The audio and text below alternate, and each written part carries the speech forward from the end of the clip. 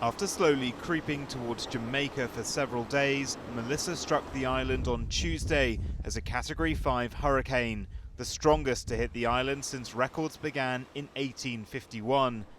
Category 5 means sustained winds of at least 157 miles per hour. Melissa's were well above this threshold, measured at 185 miles per hour. It weakened as it passed over the island, but the infrastructure damage and flooding is thought to be widespread, with the government describing Jamaica as a disaster area. Jamaica has gone through what I can call one of its worst periods. Our infrastructure has been severely compromised. St. Elizabeth is the breadbasket of the country, and that has taken a beating. The full extent of the damage and loss of life will become apparent in the coming hours. Hampering recovery efforts are widespread power outages across the island. The parish of St. Elizabeth in the southeast is one of the worst hit areas. The coastal district is described as being underwater by officials. Power lines leaning precariously over flooded, debris-filled streets, making access for responders difficult. Capital Kingston in the east of the island was spared the eye of the storm, but has still suffered significant damage. The fact that we take a wide turn and go around, it benefits me. I'm really sorry for who it really touched, because they're my fellow Jamaicans and we are love. Trust me, it's not no joke. Help is on the way, with aid agencies and foreign governments on standby to support this nation of almost 3 million people. We know that we will have a lot of commitment coming from overseas.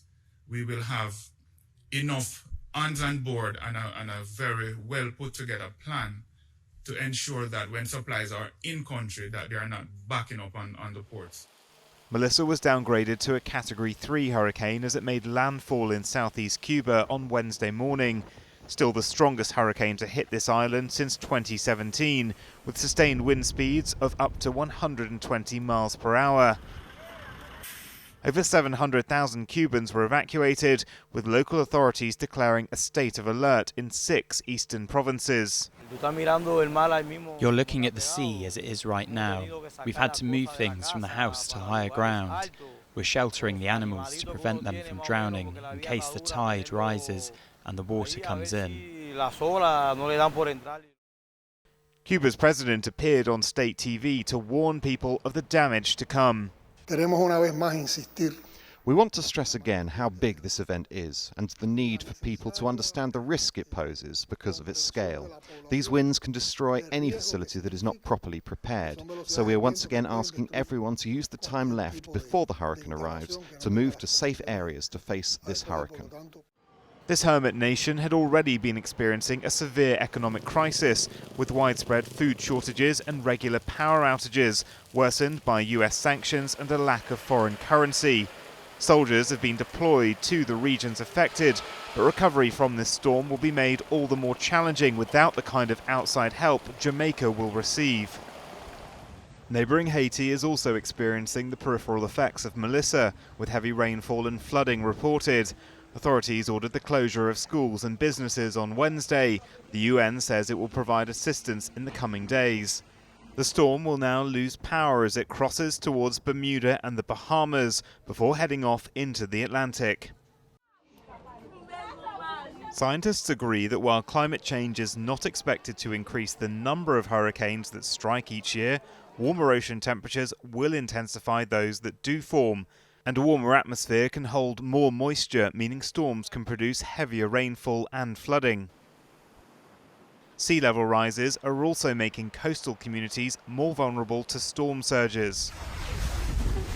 The UN is again issuing warnings over climate change ahead of COP30 in Brazil next month.